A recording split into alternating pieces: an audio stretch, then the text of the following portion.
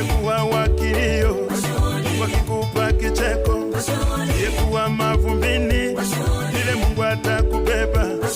Yeitwa kauka nikuvae, Bwana kikuvisha. Yekita masikini, twambarikiwa. Yekita we mgumba, twa mama Glory. Walisema hutolewa, tangaza uchumba wako. Walisema hutopona, Bwana kikuponya. Akupe ushuhuda, wale adui zako. Akupe ushuhuda, wale watesi